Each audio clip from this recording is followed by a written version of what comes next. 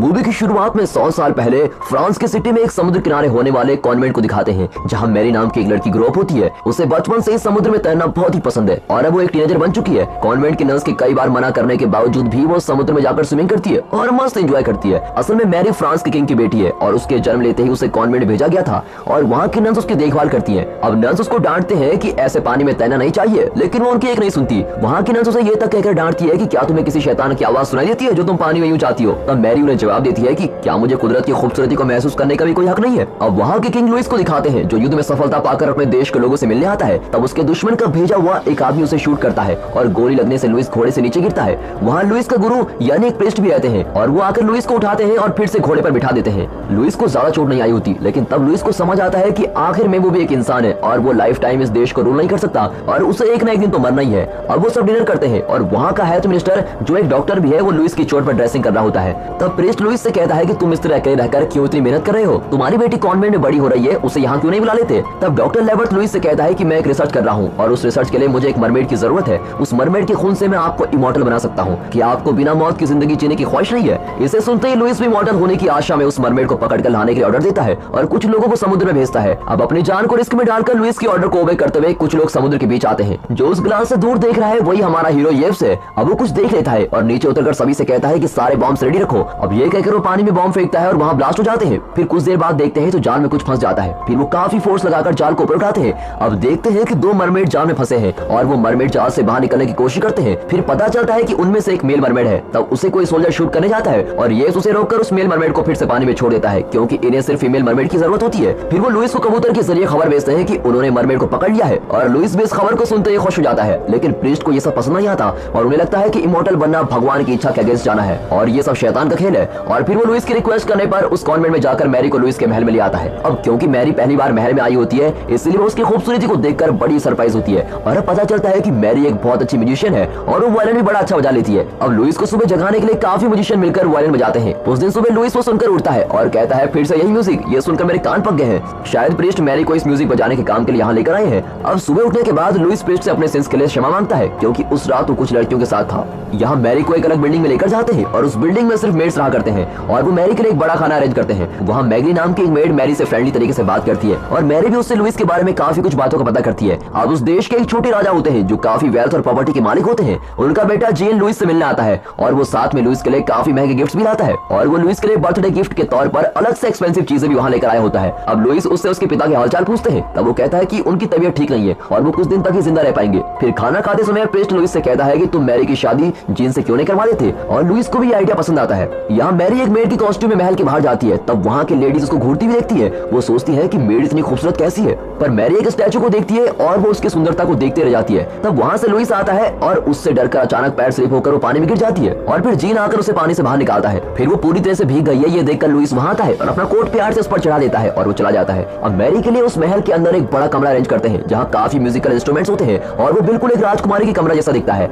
इससे मैरी बहुत ही खुश होती है। उसे कहा जाता है कि अगले दिन से लुइस को जगाने के लिए उसे म्यूजिक को प्ले करना होगा, लेकिन अब तक मैरी नहीं जानती कि लुइस इसके पिता हैं। यहाँ मरमेड को लेकर देश के बॉर्डर तक पहुंच जाते हैं और पास में केव होती है जिसका पानी उस बड़े समुद्र के साथ लिंक्ड है। अब उस केव के पानी में उस मरमेड को रखते हैं और वो तैरकर समुद्र में ना जाए इसलिए केव और समुद्र के बीच में एक ब्रिज गेट को डालकर रास्ते को ब्लॉक कर देते हैं। अब यहाँ डॉक्टर लुइस से कहता है कि एक अच्छा समय निकालकर उस मरमेड की बलि चढ़ानी होगी और उसका खून बाहर गिरते ही आप अमर हो जाएंगे। फिर वे सब मरमेड को देखने जाते हैं और मरमेड भी उन्हें पानी में से छुपके से देखती है। तब डॉक्टर कहता है कि इसकी तबीयत इतनी खराब क्यों लग रही है, हमें बलि देने के लिए एक हेल्दी मरमेड की जरूरत है और अगर वो हेल्दी रही तो ही हमारी प्रेयर्स का असर होगा। और वो येव्स से कहता है कि अब इसे हेल्दी बनाना तुम्हारी रिस्पॉन्सिबिलिटी है और अगर ऐसा नहीं हुआ तो तुम्हें जेल में डाल दूंगा। यहाँ जब मैरी अगले दिन कौन सा म्यूजिक प्ले करना है ये सोचती है, तब उसे कोई आवाज अपनी तरफ अट्रैक्ट करती है और वो उठकर सीधे उस केव में पहुंच जाती है। फिर वहाँ आकर वो उस मरमेड को देखती है। शायद उस मरमेड ने ही अपने कुछ शक्तियों को यूज करके मैरी को यहाँ बुलाया है। अब सबसे डरने वाली मरमेड मैरी से बिल्कुल नहीं डरती और वो उसके पास आने की कोशिश करती है, लेकिन तब तक येव्स वहाँ आकर उसे भगा देता है और वो पानी में जाकर कहीं छिप जाती है। अब मैरी वहीं बैठकर वायलिन को प्ले करती है और उस म्यूजिक से मरमेड भी बहुत खुश होती है और उसकी तबीयत भी धीरे धीरे ठीक होने लगती है। येव्स से नोट करता है और सोचता है अरे वाह, क्या म्यूजिक भी एक दवा बन सकती है, और येव्स मैरी को लाइक करने लग जाता है। अगले दिन सुबह मैरी वायलिन को प्ले करती है और उस म्यूजिक को सुनकर लुइस खुशी से जाग जाता है और उसे म्यूजिक भी बहुत पसंद आता है। अब मैगली एक फंक्शन का बहाना करके मैरी पर एक खराब मेकअप लगाती है। असल में लुइस का बर्थडे होता है और उसके लिए फंक्शन अरेंज किया होता है। फिर हम मैरी को बिना कोई मेकअप किए एक सुंदर ड्रेस में देखते हैं जो बिल्कुल एक प्रिंसेस लगती है। फिर लुइस उसे उसके साथ डांस करने को कहता है, लेकिन मैरी कहती है कि उसे डांस नहीं आता। तब लुइस कहता है तो क्या हुआ, मैं तुम्हें सिखाता हूँ, और ये कहकर उसे कुछ स्टेप सिखाता है और फिर मैरी मैरी भी डांस करने की कोशिश करती है,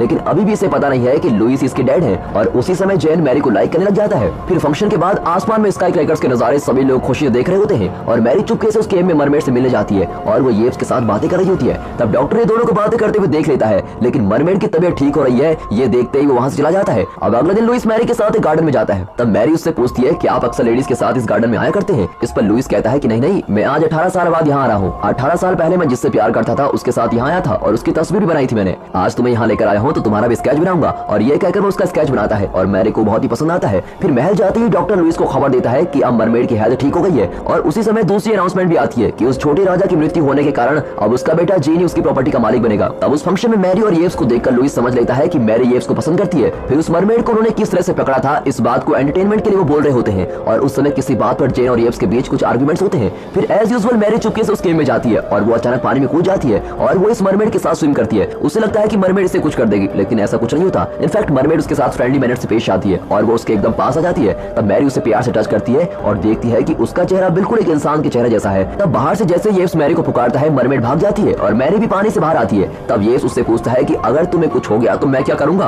अब अगले दिन सभी हंटिंग के लिए निकलते हैं। तब मैरी और येव्स घोड़े पर सवार होते हैं। तब मैरी दोनों के बीच एक रेस रखती है और वो घोड़े को तेजी से भगाकर आगे चली जाती है। अब येव्स उसे बचाने के लिए उसका पीछा कर रहा होता है। तब मैरी सामने कोई चीज पर टकराकर गिर जाती है और उसके हाथ में गहरी चोट आती है। फिर येव्स उसे महल में ले जाकर डॉक्टर से उसको चेक करने के लिए कहता है और डॉक्टर कहता है कि उसके हाथ में फ्रैक्चर है और उस पर ड्रेसिंग करता है। अब मैरी को भी बहुत पेन होता है। यहाँ पर मरमेड भी कुछ आवाजें करके चीख रही होती है और उसको सुनकर लगता है कि वो कुछ कहना चाहती है। अब ये समझते हुए येव्स मैरी के कमरे में जाकर मैरी को उठाता है और उसे उस केव के पानी में डाल देता है। फिर वो मरमेड मैरी के पास में आकर काफी बार उसकी चारों ओर चक्कर लगाती है और थोड़ी देर में उस पूरे पानी में सुनहरा रंग चढ़ जाता है और पूरा पानी चमकने लगता है। फिर जब मरमेड और भी ज्यादा तेजी से उसकी चक्कर लगाती है तब एक ब्राइट लाइट मैरी के चारों ओर फॉर्म होती है। फिर देखते हैं कि मैरी का हाथ बिल्कुल ठीक हो गया है और उसको देखकर सभी सरप्राइज हो जाते हैं। अब डॉक्टर भी कहता है कि इसका हाथ कल फ्रैक्चर हुआ था लेकिन आज ये बिल्कुल ठीक है। इस पर मैरी कहती है कि ये सब उस मरमेड की वजह से हुआ है और डॉक्टर भी कहता है कि देखा आपने, मैंने कहा था ना कि मरमेड के पास कोई पावर है। तब लुइस उसे कहता है कि मरमेड की पावर को यूज करने के लिए हमने कोई बड़ा प्लान बनाया है। अब ये सुनकर मैरी कहती है कि आपने सही डिसीजन लिया है। अच्छा, तो आप इस मरमेड की मदद से कई डिजीज से सफर कर रहे लोगों का इलाज करने वाले हैं। उसे लगता है कि लुइस ने ऐसा प्लान किया है, लेकिन उसे नहीं पता कि वो मरमेड की बलि चढ़ाने वाले हैं।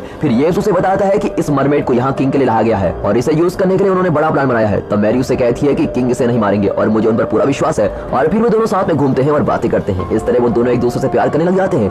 यहाँ लुइस कुछ और प्लान करता है। वो जीन के पास जाकर उसकी बेटी से शादी करने को कहता है। अब जीन पूछता है कौन है आपकी बेटी। तब लुइस उसे बताता है कि तुम मैरी को जानते हो ना, तुम्हें क्या लगता है वो कौन है। वो मेरी बेटी तो है। और जीन भी इसके लिए हाँ कर देता है। अब यहाँ मैरी हमेशा की तरह फिर उस पानी में मरमेड के साथ स्विम करती है। तब मरमेड उसे अपने बैग पर बिठाकर उस पानी की गहराइयों तक ले जाकर उसे वहाँ का नजारा दिखाती है और वो उसे वो गेट भी दिखाती है। फिर वो मजे करके पानी से बाहर आती है। अब लुइस मैरी को बुलाकर कुछ बातें करता है। वो कहता है उस दिन तुमने इस महल के एंट्रेंस में जिस लेडी के स्टैचू को देखा था वो लेडी कोई और नहीं बल्कि मेरी लवर यानी मेरी बीवी है। मैं तुम्हें जब भी देखता हूँ तो मुझे तुम्हारी माँ की याद आती है। अब मैरी को कुछ समझ में नहीं आता कि ये क्या कह रहे हैं और वो उसे लॉकेट दिखाते हुए कहता है कि तुमने उस दिन तुम्हारी माँ के स्टैचू को देखा था और मैं ही तुम्हारा पिता हूँ और इस देश की प्रिंसेस तुम हो। इस तरह वो उसको सारी सच्चाई बता देता है। फिर वो कहता है कि तुम्हारे जन्म लेते ही तुम्हारी माँ गुजर गई थी और ये सुनकर मैरी को बहुत ही रोना आता है। वो कहता है कि इस देश की भलाई के लिए और एक प्रिंसेस होने से तुम्हें हमारे दुश्मनों से कोई तकलीफ न हो, इसलिए हमने तुम्हें कॉन्वेंट में भेजकर बड़ा करने का फैसला किया था। और इसी के साथ वो उसे एक और शौक देता है, ये कहकर कि उसे जेन के साथ शादी करनी होगी, लेकिन इसके लिए मैरी मना कर देती है। तब लुइस ऊंची आवाज में कहता है कि तुम्हें मेरी बात माननी पड़ेगी और ये एक पिता का नहीं बल्कि एक किंग का ऑर्डर है। अब ये सुनकर वो कहती है ठीक है और फिर जोर से रोते हुए वहाँ से भाग जाती है। यहाँ प्रिंस मरमेड के पास जाकर उसे देखता है और सोचता है कि ये तो इतनी खूबसूरत है और इनोसेंट है और ये इसको मारने वाले है। फिर वो उस डॉक्टर से मिलकर उस मरमेड को मारने से रोकने के लिए बातें करता है, लेकिन लाख समझाने पर भी डॉक्टर नहीं मानता। अब यहाँ मैरी महल से कहीं भाग न जाए इसलिए उसके कमरे के बाहर 2 सोल्जर्स को रखा जाता है, लेकिन मैरी उसकी विंडो से छलांग लगाकर भाग जाती है और उस केव में जाकर मरमेड से मिलती है। तब मरमेड उसकी पावर से असल में उस दिन क्या हुआ था और वो कैसे फंस गई थी ये सभी बातें बताती है। वो मैरी से अपनी आंखें बंद करने को कहती है। अब आंखें बंद करते ही वो देखती है कि 2 बॉम्ब उस समुद्र में ब्लास्ट होने से मरमेड की फैमिली उसमें फंस जाती है और तब वो मरमेड अपने हस्बैंड और अपने बच्चे के साथ रहती थी और उसी समय जाल में उसका हस्बैंड फंस जाता है और उसको बचाने के लिए मरमेड अपने बच्चों को दूसरे मरमेड को सौंपकर अपने हस्बैंड के पास जाती है और फिर वो भी जाल में फंस जाती है और वो लोग उसके हस्बैंड को शूट करने की कोशिश करते हैं। तब येव्स उसको बचाकर फिर से पानी में डाल देता है। अब ये सब देखकर मैरी हैरान हो जाती है और वो बाहर आती है। यहाँ लुइस और डॉक्टर मिलकर मरमेड को कम मारना है ये प्लान करते हैं और उसका स्केच बनाते हैं। अब येव्स को पता लगाना होता है कि वो लोग असल में मरमेड का क्या करने वाले हैं, इसलिए वो एक दिन चुपके से जाकर उनकी रिसर्च को स्टडी करता है और फिर उसे पता चलता है कि वो मरमेड को सैक्रिफाइस करने वाले हैं और उसका खून निकालने वाले हैं। अब ये बात वो जाकर मैरी को बताता है और ये पता चलते ही अगले दिन सुबह मैरी म्यूजिक बजाने के बजाय गुस्से में वहाँ की चीजों को गिराकर चली जाती है। फिर वो लुइस से जाकर गुस्से में कहती है कि वो एक सुंदर क्रिएचर है और उसको जिंदा रखने में सबकी भलाई है, आप उसको क्यों मार रहे हैं। लेकिन लुइस इसकी बातों को नहीं मानता। इतना ही नहीं, अब महल में मैरी की वेडिंग की प्रिपरेशन भी बड़ी धूमधाम से चल रही होती है। फिर प्रेस्ट मैरी से मिलने आते हैं। तब बाहर खड़े सोल्जर्स उसे रोकते हैं। तब प्रेस्ट उनसे पूछता है, तुम्हें पता है ना मैं कौन हूँ और तुम मुझे रोक रहे हो? ऐसा कहते ही वो सोल्जर डरकर वहाँ से हट जाता है। फिर प्रेस्ट मैरी को कहीं ले जाकर कहते हैं, तुम्हारी आगे की लाइफ को तुम खुद ही चूज करो, उस मरमेड को उनके हाथों से छुड़ा देना और तुम्हें जैसा पसंद है वैसा ही करना, तुम जहाँ भी जाओगी खुश रहोगी। इस तरह उसे एडवाइस देकर उसे बेस्ट विशेष देता है। फिर मैरी नीचे जाकर येव से मिलती है और उससे कहती है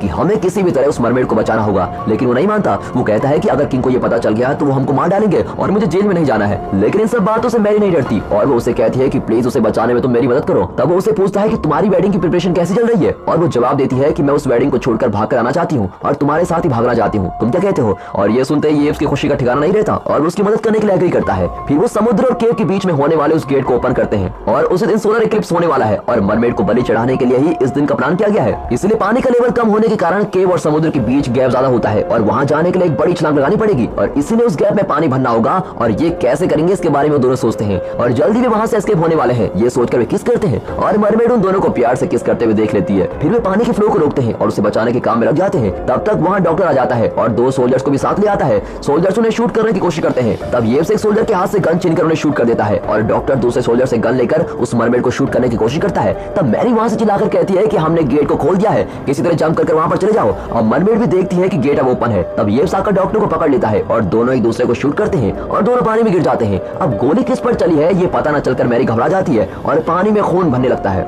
तब मैरी डॉक्टर को एक व्हील को पकड़कर ऊपर आते हुए देखती है। अब डॉक्टर उसे कहता है कि तुम बेकार में मेरी रिसर्च के बीच में आकर मुझे क्यों टॉर्चर कर रही हो, मैं तुम्हें जिंदा नहीं छोड़ूंगा। और ये कहकर उसको मारने की कोशिश करता है और वो एक चेन से उसको मारने लग जाता है। तब मैरी मरमेड से चिल्लाकर कहती है कि तुम यहाँ से भाग जाओ, लेकिन मरमेड उस तरफ घायल होकर तड़प रहा येव्स को देखती है और यहाँ डॉक्टर एक रस्सियों की कॉइल पर खड़ा होता है। अब मैरी रस्सी के दूसरे एंड की वेट को एक व्हील से बांध देती है और डॉक्टर का एक पैर भी उस रस्सी में फंस जाता है। अब व्हील के घूमते समय डॉक्टर भी पानी के अंदर जाने लगता है और इस तरफ मरमेड येव्स को लेकर एक जबरदस्त जंप मारती है और सीधे समुद्र के साइड में जाकर गिरती है और अब वो वहाँ से स्विम करके समुद्र में जा सकती है। मैरी को तसल्ली होती है कि किसी तरह उसने मरमेड को बचा लिया, लेकिन उसने येव्स को खो दिया ये सोचकर उदास होती है। और डॉक्टर भी पानी में डूब डूब कर बाहर आता है और पता नहीं वो जिंदा है या मर चुका है। अब लुइस को ये सभी खबर मिलती है और लुइस भी कहीं जाने को निकलता है। वो मरमेड को पकड़ने के लिए समुद्र की ओर सभी बोट्स को खड़ा करने का ऑर्डर देता है। अब मैरी एक ऊंची चट्टान के ऊपर जाकर मरमेड की हालत कैसी है ये देखने के लिए जाती है और लुइस भी उसके पीछे जाता है और प्रेस्ट भी वहाँ पहुंच जाता है। अब कुछ ही समय में सोलर इक्लिप्स होने वाला है और वे सभी एक ही पॉइंट से मिलते हैं। अब उस चट्टान के उस पार समुद्र है और मैरी वहाँ से कूदकर उस मरमेड के साथ चले जाना ही बेहतर समझती है। मैरी और येव्स ने एस्केप होने के लिए वहाँ और एक बोट रेडी रखी होती है। तब लुइस कुछ बातें करके मैरी को कन्विंस करने की कोशिश करता है, लेकिन मैरी उसे कहती है कि आप मुझे प्यार नहीं करते, इतने सालों बाद आकर मुझे बता रहे हो कि आप मेरे पिता हैं, आप बिल्कुल मेरी फिक्र नहीं करते। और ये कहकर लॉकेट को उन्हें वापस करना चाहती है और इस पर लुइस उसे कहता है कि नहीं बेटी, मैं सच में तुमसे बहुत प्यार करता हूँ और इस प्यार को प्रूव करने के लिए मुझे बस एक चांस और दे दो। अब देखते हैं कि मरमेड एक झरने के साथ बहकर समुद्र में गिरती है। इतना ही नहीं, वो येव्स को भी अपने साथ लेकर समुद्र में गिरती है और उसने येव्स के जख्म को भी ठीक किया होता है। अब सोलर इक्लिप्स का समय पास आता है और मरमेड को बलि देने का समय भी आ चुका है, इसलिए सभी सोल्जर्स उस मरमेड को शूट करने के लिए उस पर अपनी गन्स को एम करते हैं। तब मैरी लुइस से कहती है, अब आप डिसाइड कीजिए कि इस मरमेड को मारकर आप जिंदा रहना चाहते हैं या फिर इस मरमेड को छोड़कर मुझे जिंदा देखना चाहते हैं। अगर आपने मरमेड को मार दिया तो मैं भी पानी में कूदकर जान दे दूंगी। इस तरह धमकी देकर वो उस लॉकेट को पानी में डालने के लिए रेडी रखती है, लेकिन वो अपने मन में ये सब सोचती है कि मरमेड उसको बचा लेगी। फिर वो सॉरी डैड कहकर उस लॉकेट के साथ पानी में गिर जाती है और इस तरह लुइस घबरा हुए खड़ा रहता है, ये सोचकर कि मैरी को क्या हुआ होगा। अब मैरी जिस फोर्स से पानी में गिरती है उस वजह से उसकी सांसें फूलने लगती है और सोलर इक्लिप्स भी चल रहा होता है। तब एक सोल्जर उसे पूछता है कि हमने सही एम कर रखा है, आप कहें तो हम मरमेड को शूट कर दें। तब लुइस धीरे से अपना हाथ ऊपर करता है और शूट का ऑर्डर देने के बजाय उन्हें रोक देता है और कहता है उसे छोड़ दो। फिर मरमेड मैरी के पास जाकर कई बार चक्कर लगाती है और वो एरिया सुनहरा होकर चमकने लगता है। अब मैरी भी ठीक होकर अपनी आंखें खोलती है। असल में सोलर इक्लिप्स खत्म होने के बाद उस मरमेड को बलि देने का कुछ फायदा नहीं होगा, इसलिए माइंड में इस तरह प्लान करके मैरी बिल्कुल सोलर इक्लिप्स स्टार्ट होने के समय पर ही पानी में कूद जाती है ताकि इक्लिप्स पूरा होने तक उस मरमेड को जिंदा रख सके और मैरी को सिर्फ वो मरमेड ही बचा सकती है। इसलिए इक्लिप्स चलते समय अगर मरमेड को मार दिया होता तो मैरी जिंदा नहीं बच सकती थी और इसलिए लुइस ने उस सेकंड में तुरंत मरमेड को न मारने का डिसीजन लिया था। अब लुइस उन सारे बोट्स को वहां से निकलने को कहता है। फिर मैरी पानी में वो मरमेड जिस जगह रहती है वहां जाती है। तब मरमेड उसे अंदर बुलाती है और उसे अपने बैग पर बिठाकर मरमेड की दुनिया को दिखाती है और उस खूबसूरत नजारे को मैरी भी देखकर बहुत ही खुश होती है और वहाँ हजारों मरमेड जी रहे होते हैं। तब उस मरमेड का बेबी भी उसके पास स्विम करता है और मरमेड को अपनी फैमिली के साथ खुशी से रहते देखकर मैरी बहुत ही खुश होती है।